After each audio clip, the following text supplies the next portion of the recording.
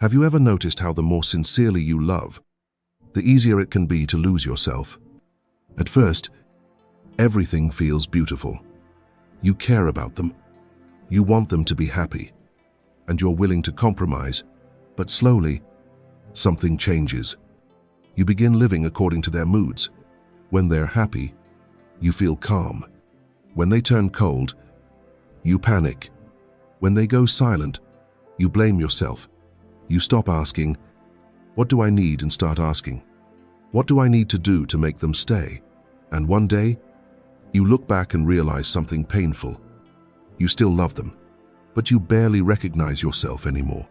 Today, I want to share what Stoicism teaches about loving someone without losing yourself.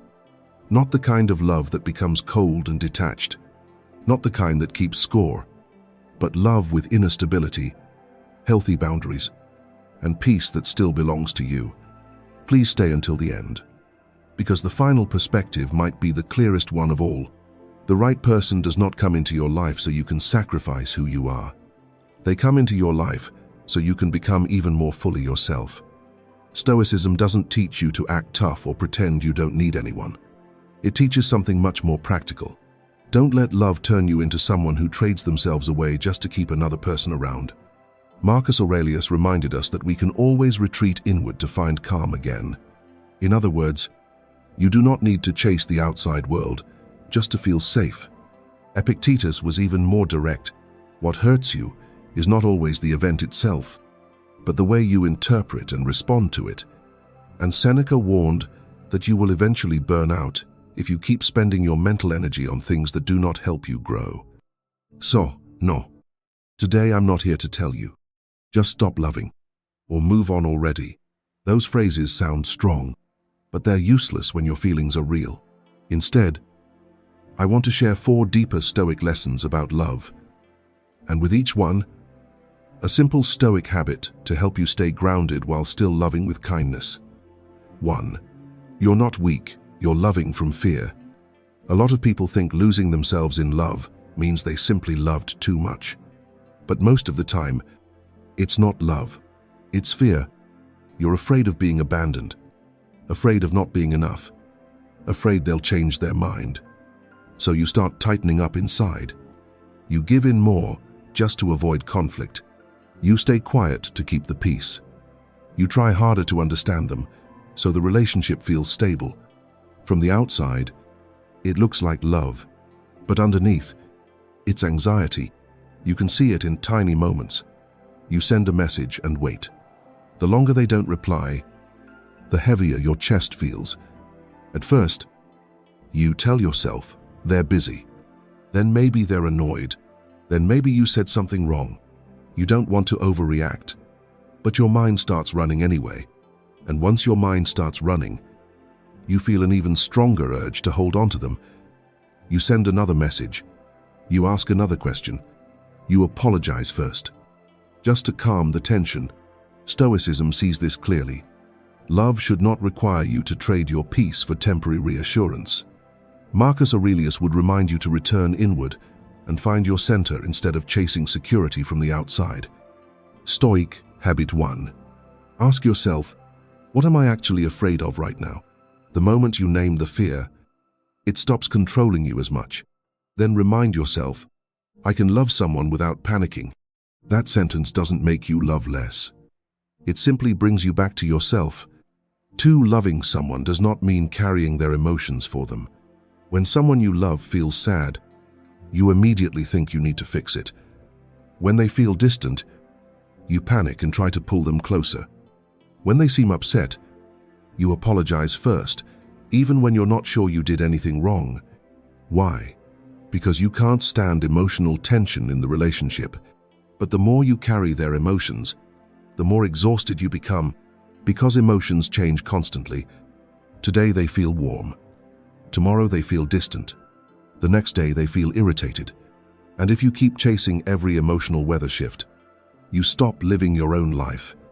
You start living according to the weather inside them. Epictetus said it clearly, you cannot control other people, but you can control what you choose to accept. You can be supportive. You can listen. You can be kind. but you do not have to become a container for every feeling they experience.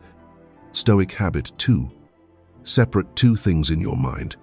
When they go quiet or seem upset, remind yourself, this is their emotion. This is my responsibility. Sometimes your responsibility is simply saying, I can see you're not okay. If you want to talk, I'm here. And then stop there. No interrogating, no assuming, no blaming yourself for everything. If they stay silent, remind yourself, I can care, but I do not have to carry this for them. When you stop carrying everything, you finally have enough strength to love in a healthier way. 3. Boundaries do not make you love less. They keep you from burning out. Many people think boundaries are cold, but the truth is, the absence of boundaries is what drains you. You stay quiet just to keep the peace. You give in just to avoid tension. You slowly sacrifice your own time, a space, and needs, so the relationship feels smoother. And little by little, you become smaller. If love feels exhausting, it may be because you're trying to preserve the relationship by wearing yourself down. Seneca said that living to please others is its own kind of prison. That applies to love too. If you only feel safe when you constantly match someone else's expectations, that is not peace. Stoic habit 3. Write down 3 things you will always protect in love, and 3 things you will not accept. For example, you protect respect, honesty, personal time. You do not accept disrespect, silent treatment as punishment, being pressured to give up your friends or interests.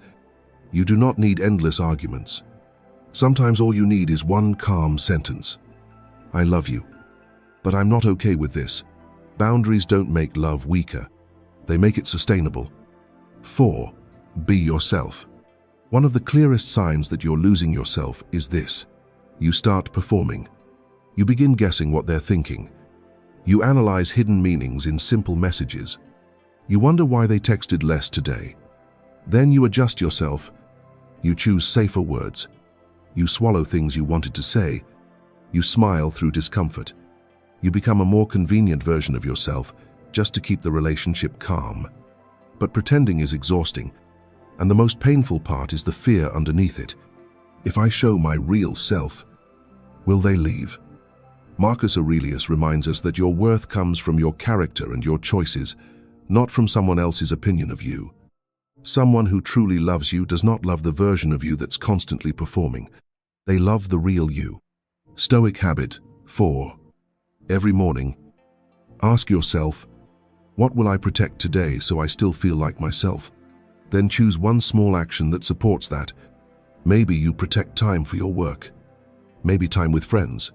Maybe a hobby you enjoy. Maybe you express a real need, honestly and kindly. When you remain yourself with calm confidence, the right person respects you more, and the wrong person, they will eventually leave anyway, no matter how well you perform. So let's quickly recap. You lose yourself because you love from fear. You carry emotions that aren't yours. You lack boundaries. You stop being yourself. Stoicism does not ask you to love less. It simply helps bring you back to your center, so you can love without abandoning yourself. If this message spoke to you, please do 3 things for me. Subscribe to the channel, hit the like button, and leave this comment. I choose love without losing myself. That's how I'll know you stayed until the end.